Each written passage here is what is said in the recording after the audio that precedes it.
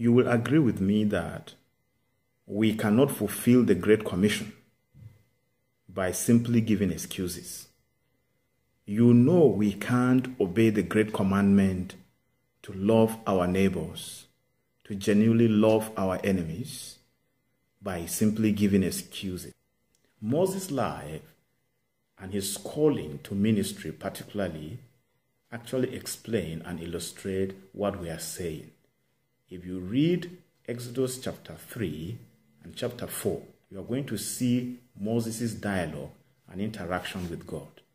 And Moses significantly told God, I am not qualified. I am inexperienced.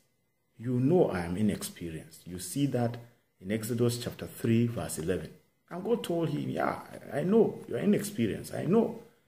But listen, I will be with you. You see chapter 3 verse 12. God said, I will be with you. So go before Pharaoh. I've heard the cry of my people, and I've come to deliver them. Go on my behalf. Go, I will be with you. Moses said, no, I'm inexperienced. How do I start? Where do I start? I don't know the rules. I don't know the theories. I've not read. And if you consider chapter 3, verse 13, he said to God, oh my goodness, I have no authority to set these people free. I'm not a big politician. I'm not a great man of God. So, I don't have authority. I don't have anointing to set these people free. But God told Moses in verse 14 to 15 of that Exodus chapter 3, you hear God revealing himself to Moses as I am that I am. I am that I am. I will be with you. I will be with you. Moses looked for another excuse and said to God, you know, God, I know the people of Israel. They are very difficult people. And I know they will not believe me. Even if I go and ask them to come, they will not believe me. What a good excuse again. That is, you find that in chapter 4 of Exodus. You read verse 1. You hear how Moses is arguing with God, telling God that the people will not believe. But you know what? God again gave Moses a sign with a staff in his hands and all kinds of miracles, and encouraged Moses to still go and face the people of Israel. Pharaoh, to set the people of Israel free. Moses still looked for another excuse. He said to God, God, it's because you don't know. You know I am not a good speaker. You yourself, you know. I am not eloquent. He said that in verse 10 of chapter 4 of Exodus. God said, Moses, why are you talking like this? I am the one that made the mouth. I make a man to speak. Everything, whether blind or weak or whatever, I know. So I know the deaf, and I know those who can speak. I make a man to speak. So God promised again Moses his presence.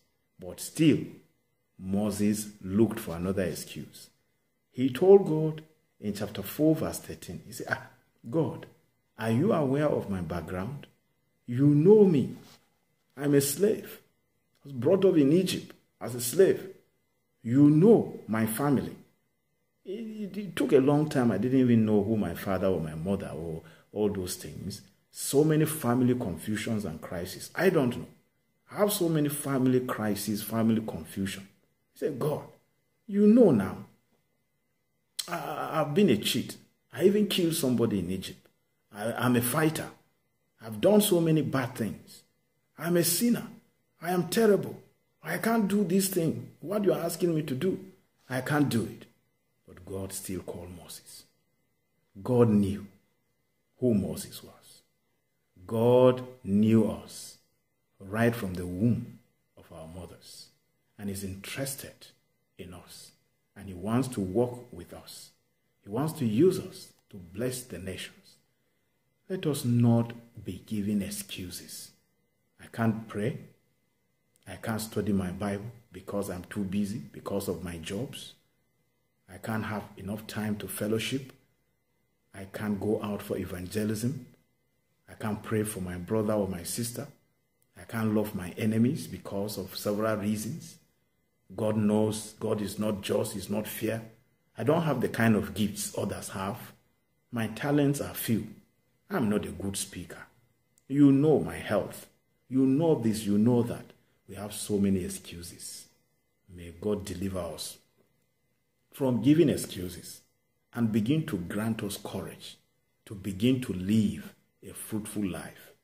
Don't spend your time giving excuses to cover up, giving excuses to disobey, giving excuses to refuse to be committed to God, giving excuses to continue to be lazy. This excuse that we see as our friend, excuses actually are our enemies. They are enemies of excellence. If you are mapped out to live an excellent life and you choose to be a man or a woman who spend time giving excuses, who spends time just looking for one reason not to do what you ought to do in a day, you can never be a woman of excellence. You can never be a man of excellence. It is an enemy to good works, an enemy to good examples. Excuses actually achieves more of waste. It achieves more of regrets and pains in our family lives, in our relationship buildings, in our businesses, in our careers, in our studies, in our spiritual life. So it is important for us to work hard to avoid reasons that we seek to justify our incompetence, reasons that we seek to justify our lack of commitment.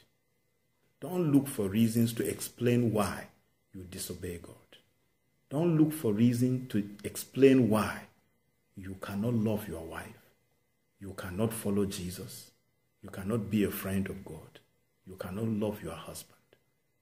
Several reasons, put them together, amount to nothing. God will still expect you to be a man and a woman who will rather obey than giving excuses. May God help us to begin to live a life that is free from excuses. Thanks for watching. Bye.